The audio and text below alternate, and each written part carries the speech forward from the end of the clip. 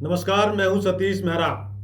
साथियों, ईरान और इजराइल के बीच जंग अब और तेज हो गई है। स्थिति बेहद खतरनाक मोड़ पर है। एक और जहां इजराइल लगातार ईरान की राजधानी तेहरान पर उसके तमाम अहम ठिकानों को निशाना बना रहा है, तो वहीं ईरान भी इजराइल की राजधानी तेल अवीव समेत अन्य ठिकानों पर मिसाइलों से भीषण हमला कर रहा है। दोनों देशों के बीच जारी हमले में अब तक इजराइल में 25 लोगों के मरने की खबर है, जबकि ईरान में यह आंकड़ा 220 के पार जा चुका है। दरअसल इजराइल ने ईरान की राजधानी तेहरान को भीषण रूप से हिट किया है। इजराइल का दावा है कि ईरान का तेहरान शहर पूरी तरह से उसकी जद में आ चुका है। दोनों देशों के बीच इस युद्ध में स्पष्ट रूप से इजराइल का पलड़ा भारी लग रहा है।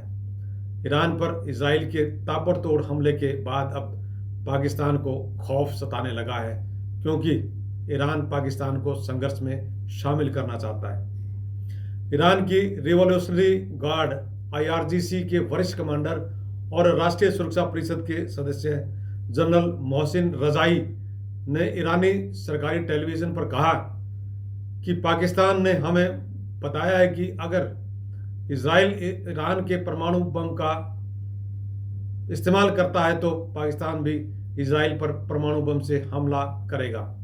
अब इजराइल द्वारा ईरान पर भारी बमबारी के बाद पाकिस्तान के एक सांसद ने तो इस डर को संसद में भी उठा दिया है। पाकिस्तानी सांसद ने यहां तक कह दिया है कि ईरान के बाद अब अगला नंबर पाकिस्तान का हो सकता है। हालांकि पाकिस्तान के रक्षा मंत्री ख्वाजा आसिफ ने ईरान के दावे को पूरी तरह से खारिज कर दिया है। उन्होंने कहा कि इस्लामाबाद ने इजराइल के खिलाफ परमाणु हमले की कोई बात नहीं की है।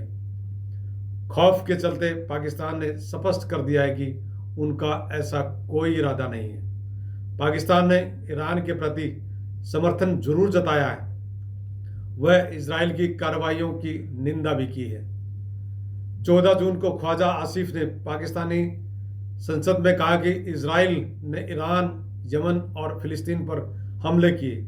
अगर मुस्लिम देश अब एकजुट नहीं हुए तो हर देश को ऐसा ही हश्र भुगतना पड़ेगा। ख्वाजा आसिफ ने संगठन ऑफ इस्लामिक कॉरपोरेशन से बैठक बुलाने और इजराइल के साथ राजनीतिक संबंध रखने वाले मुस्लिम देशों से संबंध तोड़ने की भी अपील की है। आसिफ ने कहा कि इस मुश्किल वक्त में हम हर तरह से ईरान के साथ खड़े हैं। हमारे भाई हैं, उनका दुख हमारा दुख है। पाकिस्तानी सांसद असद कैसर का कहना है कि भारत और इजराइल के बीच सैन्य सहयोग है। उन्होंने यहां तक कहा कि भारत पाकिस्तान तनाव के बीच भारत ने पाकिस्तान के ऊपर हमला किया, उसमें ज्यादातर इजराइल के ड्रोन इस्तेमाल हुए हैं। उन्होंने यहां तक कहा कि खुदा रहम करे, इसके बाद इजराइल का दूसरा निशाना पाकिस्तान भी हो सकता है। फिलहाल मुस्लिम देशों से जो सूचनाएं इजराइल के खिलाफ मिल रही हैं, उन पर इजराइल का विशेष फोकस है और उसकी रणनीति भी रही है कि एक के बाद एक से निपटना। गाजा से निपटना एक उदाहरण है। इजराइल के प्रधानमंत्री बेंजामिन नेतन्याहू का बार बार यह कहना कि इजराइल उस हर देश को खत्म करेगा जो इजराइल के अस्तित्व को मिटाने में दुश्मन देश का साथ देंगे।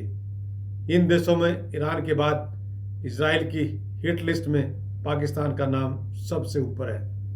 ईरान और इजराइल युद्ध में अमेरिका की अब पूरी तरह एंट्री हो चुकी है। इस बीच परमाणु डील को लेकर अमेरिका ईरान से नाराज हुआ बैठा है और ईरान को बार बार चेतावनी दे रहा है। अब अमेरिकी राष्ट्रपति डोनाल्ड ट्रंप के एक बयान से ईरान के लिए और ज्यादा खतरे की घंटी बज चुकी है। ट्रंप के इस बयान के कई मायने निकाले जा रहे हैं। दरअसल अमेरिकी राष्ट्रपति डोनाल्ड ट्रंप ने ईरान में तेहरान शहर तुरंत खाली करने को कहा है। ट्रंप ने कहा कि तेहरान के सभी लोगों को तुरंत वहां से बाहर निकल जाना चाहिए। ट्रंप के इस तरह के बयान ने दुनिया भर में खलबली मचा दी है। इस युद्ध में अमेरिका की इजराइल के समर्थन में एंट्री से पाकिस्तान के और ज्यादा हौस फाख्ता हो गए हैं। पाकिस्तान को रह रहकर यह डर सता रहा है कि कहीं ईरान के बाद उसी का नंबर ना लग जाए। नमस्कार, मैं हूं सतीश मेहरा।